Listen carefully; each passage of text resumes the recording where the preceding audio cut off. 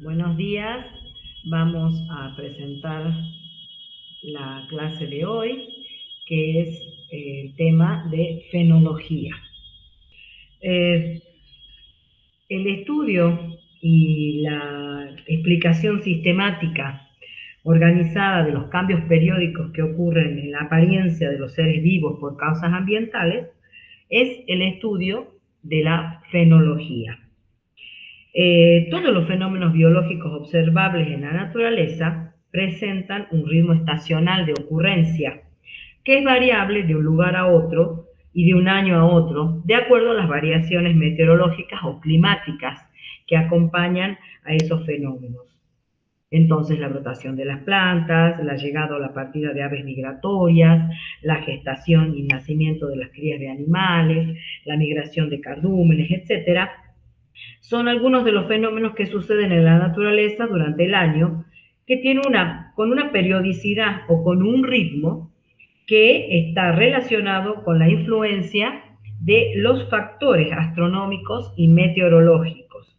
Cuando ese ritmo es alterado temporalmente, la causa siempre va a ser una variación de alguno o de varios de los elementos meteorológicos condicionantes.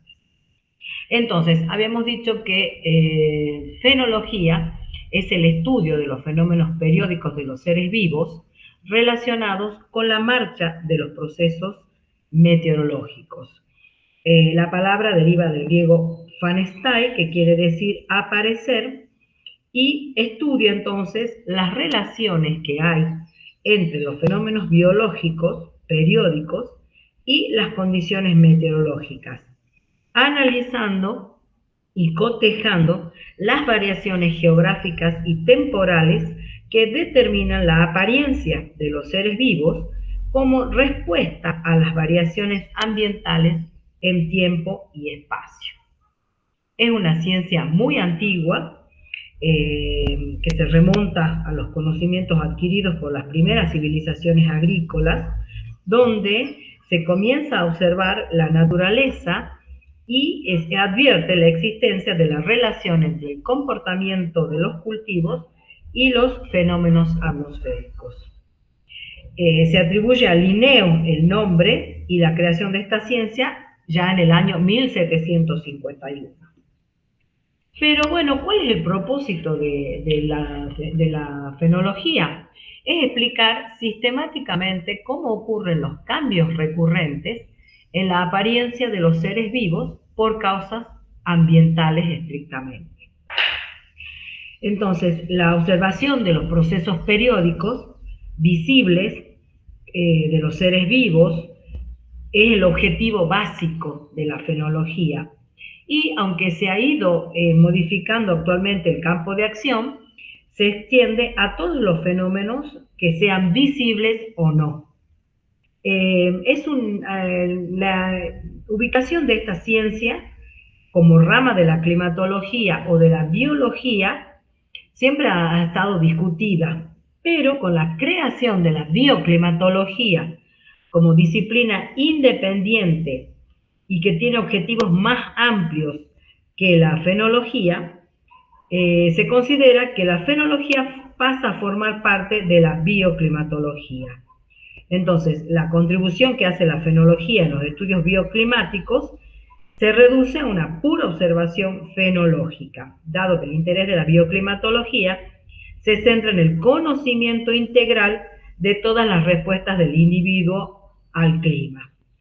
Entonces, es una ciencia que constituye un apoyo al estudio, al método bioclimático, cuyo objetivo va a ser el de aconsejar sobre los lugares, los tiempos y las medidas agronómicas que sean más adecuadas de manera de obtener los mayores beneficios. Sobre todo también colaborar muy especialmente con la fitotecnia. Entonces, la fenología es una herramienta de investigación en biometeorología que constituye un tema de desarrollo y es parte fundamental de la última parte de la materia que vamos a comenzar a ver a partir de este momento. Bien, ¿cuáles son las divisiones de la fenología? De acuerdo al objeto de su interés, se puede hablar de una fenología vegetal o fitofenología y de una fenología animal o zoofenología. Dentro de la primera, de la fenología vegetal, se van a incluir el estudio de la fitofenología agrícola, que va a incluir el área cerealera, hortícola, vitícola, frutícola, forrajera, etc.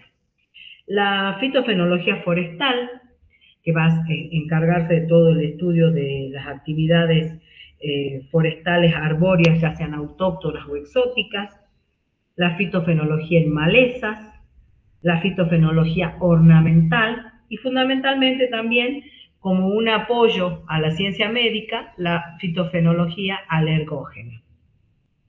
Dentro de la segunda se ubica a la fenología o a la zoofenología, que hace estudios de la ganadería, o bien también llamada pecuanofenología, la zoonofenología entomológica, o sea que hace referencia a todas las observaciones que se hacen sobre insectos, avícola, sobre aves, ya sean de corral o aves al estado silvestre, y la ictícola, que hace referencia al estudio de peces y cardúmenes. Bien, entonces habíamos dicho que desde el punto de vista agrícola, la fitofenología es la aplicación más importante y de mayor desarrollo, en la cual se encarga básicamente de la observación de sucesos discretos de forma cualitativa, o sea, hacen el registro de las fases visibles y no visibles en cultivos agrícolas, ya sean anuales o perennes, en sus aspectos cuali y cuantitativos. En este caso se observa, por ejemplo, la brotación y se anota la fecha de ocurrencia que se ha producido y cuánto ha durado. Además, va a registrar el momento de ocurrencia de los fenómenos periódicos que van marcando también el proceso de desarrollo de los seres vivos.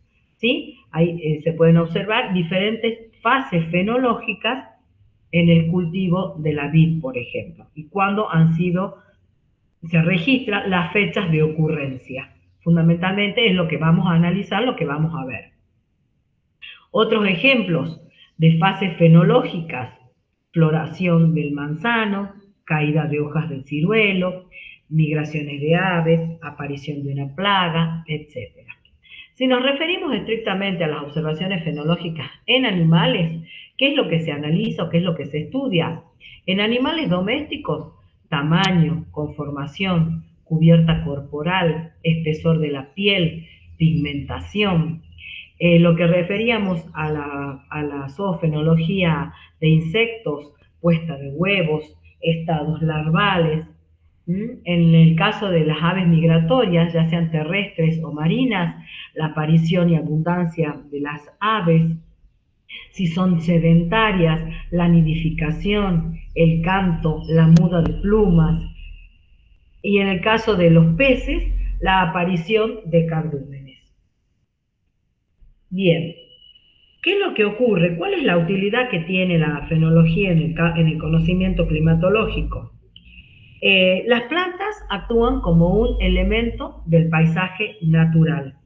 A través de su distribución geográfica, ustedes pueden ver acá, como por ejemplo este conjunto de árboles está distribuido de manera diferencial en el territorio de la República.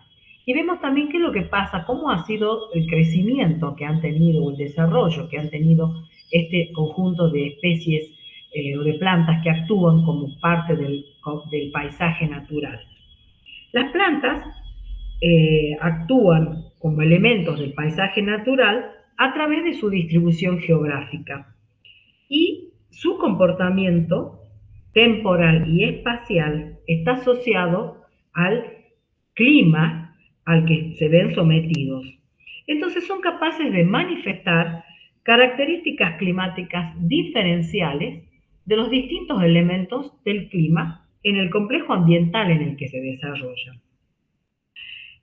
actúan de una mejor manera que un instrumento, meteorológico, porque el instrumento meteorológico toma o capta las variaciones del elemento para el cual está diseñado. En cambio, los seres vivos actúan de manera integradora de todos los elementos del tiempo y del clima. Es decir, que actúan como un climatómetro o ambientómetro, integrando los diversos elementos del complejo climático. Entonces, estas observaciones fenológicas que se realizan durante muchos años en diferentes lugares de la superficie terrestre, se ordenan, se sistematizan y se analizan en función de las variables actuantes. O sea, que todas estas observaciones que se realizan del complejo ambiental están asociadas a las características meteorológicas de cada uno de los lugares. Y ustedes pueden ver que, por ejemplo, este conjunto de vegetales se desarrolla muchísimo mejor en la zona de la selva misionera que lo que le correspondería, por ejemplo, a la estepa patagónica. O sea, que quiere decir de que estos árboles están mejores adaptados a esta región que a esta otra. Bien, esto además ha ayudado al establecimiento de huertos o jardines fenológicos, en los cuales se realizan esta actividad, es a nivel internacional, donde se realiza la observación de una serie de especies arbóreas o de arbustos comunes con un comportamiento fenológico diferencial y simultáneo. A través de los años va a permitir deducir la interpretación climática, o sea, los diferentes complejos climáticos a los cuales se han visto sometidos estos huertos o jardines. Bien, ¿cuál es la utilidad de la fenología? Las observaciones fenológicas realizadas sobre especies forestales autóctonas, ya habíamos dicho, ya sean autóctonas o exóticas, ya sean aisladas o formando comunidades, son importantes para dirigir un mantenimiento ordenado de la explotación forestal, en bosques naturales o bien en bosques cultivados. Entonces, la fenología en la actividad forestal y en la taxonomía es empleada para planificar el trabajo forestal. Entonces es necesario conocer la época de recolección de semillas, cuando se realiza la preparación de almácigos y trasplantes, la poda o la tala parcial o bien ya sea total, control de plagas y enfermedades, fijar periodos de peligro de incendios y aconsejar, por ejemplo, sobre especies adecuadas para barreras y de protección de vientos. En lo que hace a pasturas y forrajes, el buen manejo de una pradera natural sirve para, planificada adecuadamente, va a permitir un periodo de pastoreo y de descanso que es necesario para tener un buen rendimiento de esa pradera. Entonces es necesario conocer el ciclo fenológico de las especies vegetales que forman esa pastura o ese forraje para no mejorar la composición florística. Entonces, ¿cuáles son las utilidades fenológicas que se hace en pasturas y forrajes? Debemos conocer qué cultivos forrajeros integran esa pradera y cuál es la época de siembra, la época de corte, crecimiento activo, la época de descanso, el máximo valor alimenticio, etcétera. Van a programarse a través del proceso fenológico de las especies que forman parte de esa pastura, de ese forraje. ¿Qué es lo que ocurre en la fruticultura?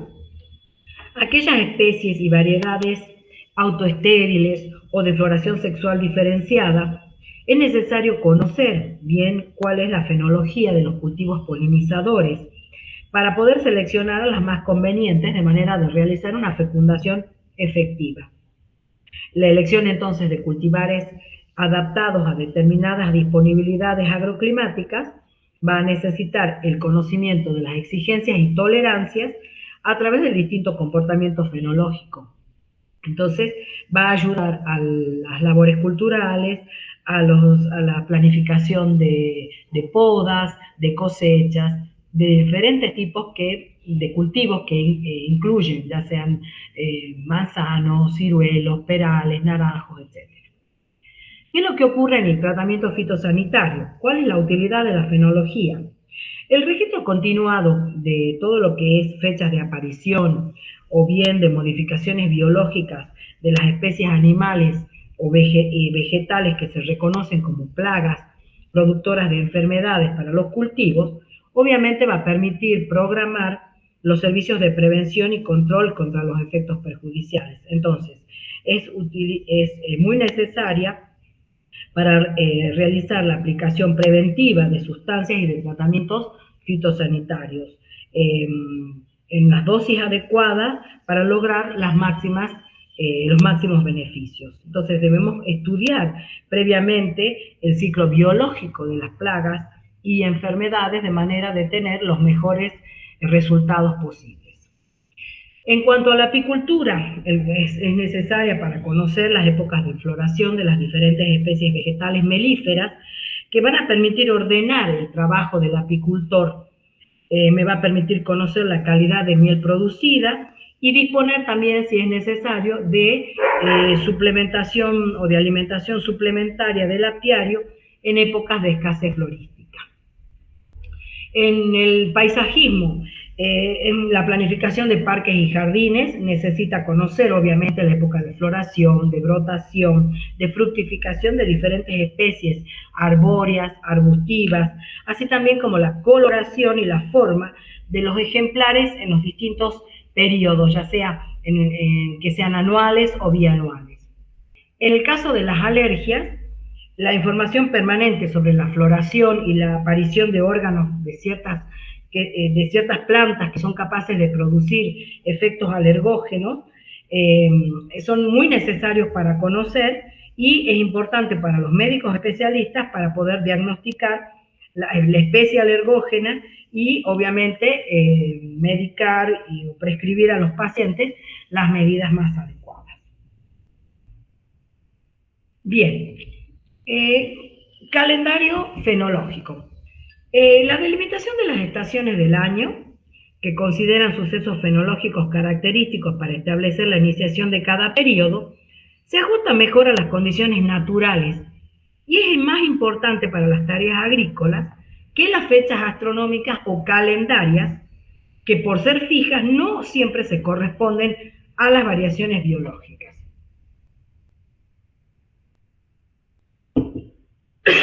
Disculpen.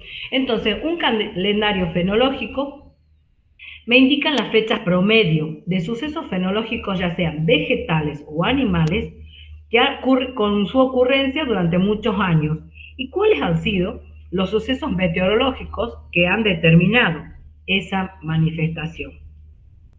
Entonces, no siempre las fechas de los solsticios o de los equinoccios se corresponden con la iniciación o con la llegada de los periodos que la tradición popular por ahí asocia a formas de presentación de la naturaleza, los cuales por ahí están más ligadas a hechos naturales que a las fechas calendarias.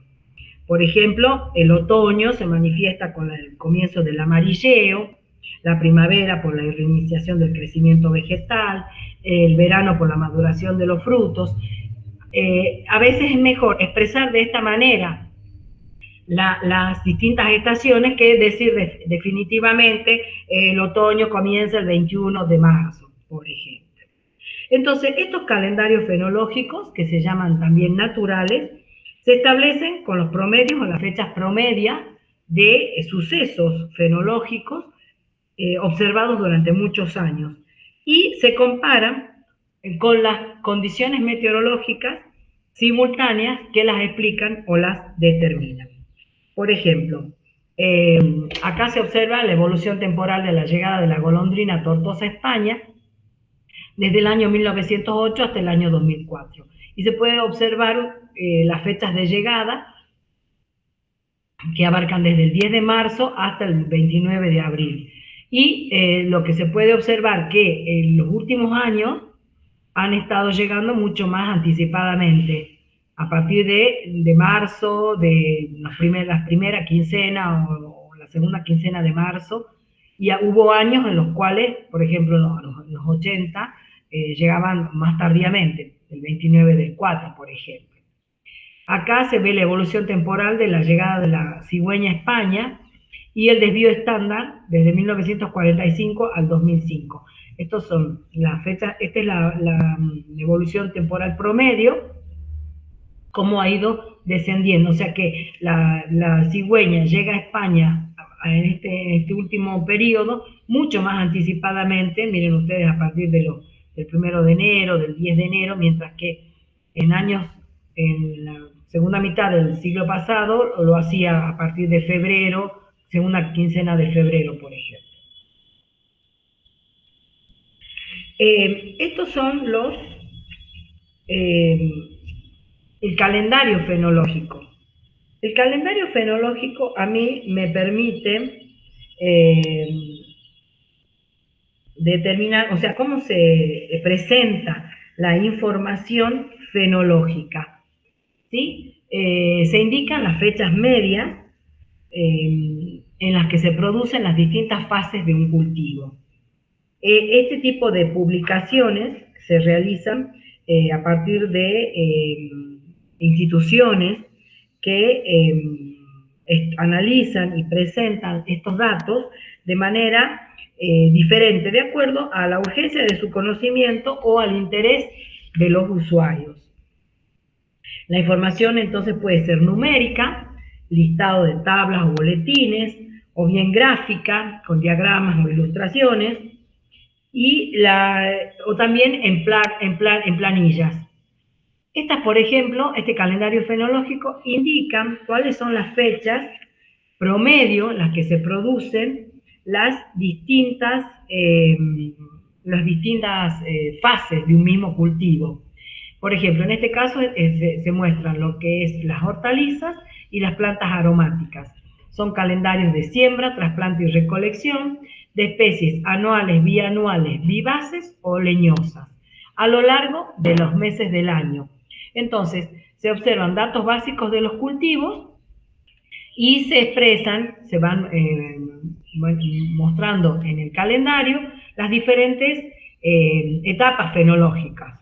La siembra, por ejemplo, la siembra en semilleros, con la línea amarilla, la siembra de los que usan siembra directa, por ejemplo, el ajo, la plantación de tubérculos o bulbos, esquejes, la recolección, etcétera. Van manifestándose de esta manera para que el productor pueda tener una idea de un solo pantallazo de la época de mejor ocurrencia de las fases de los cultivos con los cuales esté trabajando.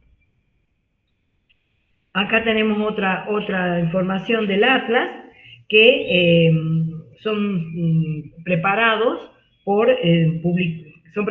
diferentes servicios como instituciones como el INTA, donde organizan estas publicaciones con fotografías o dibujos detallados que reconocen visualmente las diferentes fases de un cultivo.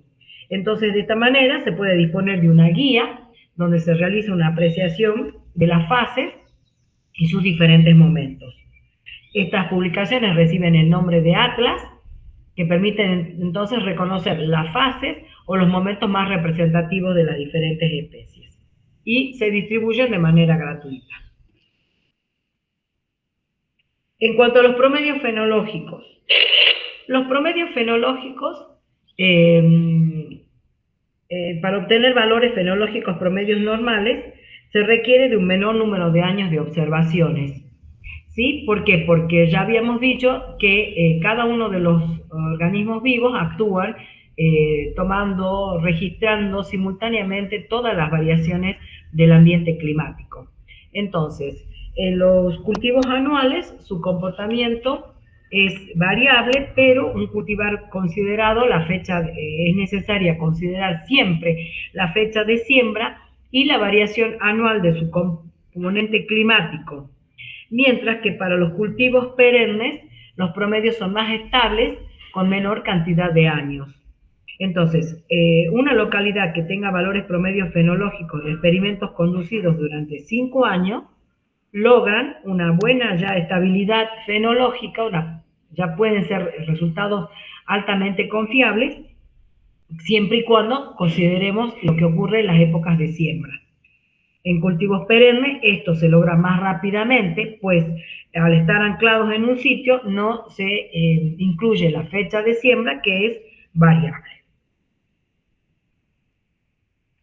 Otro tipo de información fenológica que se muestra es la numérica, donde los valores anuales acá se presentan en una tabla o en una planilla y se representan en boletines o en anuarios, donde se publican los datos fenológicos de una red de observatorios, acompañados con la información climática simultánea, o sea, asociada al periodo que se presenta. En este caso se observa el valor promedio y la anomalía del comienzo de la floración de distintas especies arbóreas en Tucumán. Entonces, acá lo que se puede mostrar es lo que la fecha media, por ejemplo, del comienzo de floración del plátano, que es Platanus acerifolia, es el 11 de septiembre. Pero para el año 1991 han comenzado a florecer desde el 22 de agosto, sufriendo un adelanto de 20 días. Entonces habría que ver qué es lo que ha ocurrido ese mes de agosto, ese mes de julio, anticipadamente, que haya hecho que el plátano comience a florecer de manera anticipada. Y en este caso, por ejemplo, la magnolia, que tiene una fecha media de 16 del 9, ese año ha florecido a partir del 1 de octubre, registrándose un atraso de por lo menos de 15 días.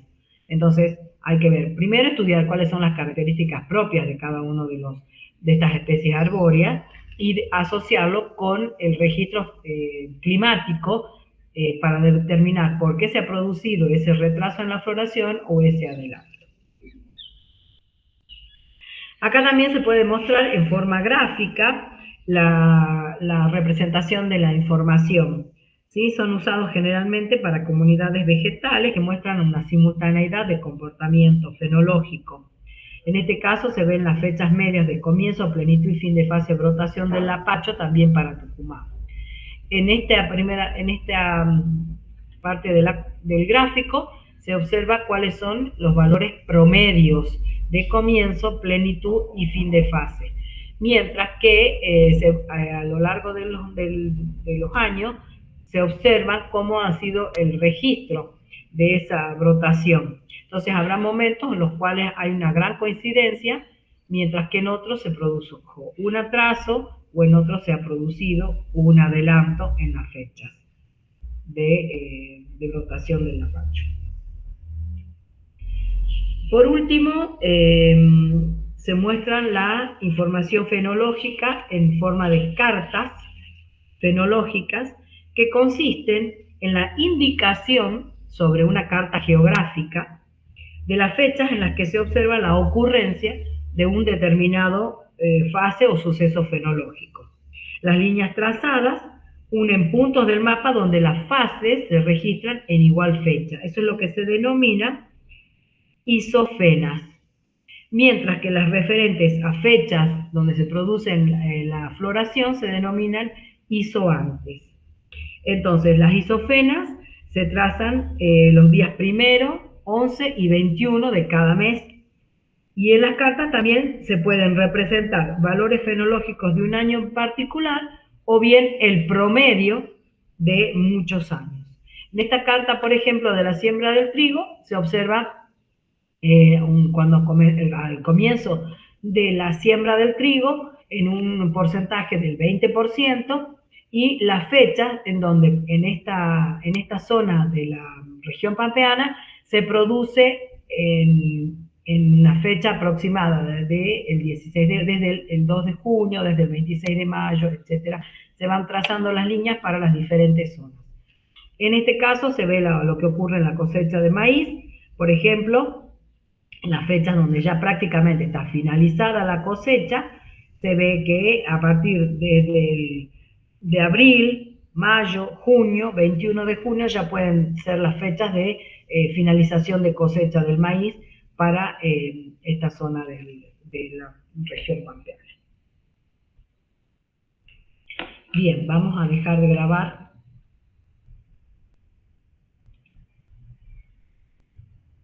Esta es la primera parte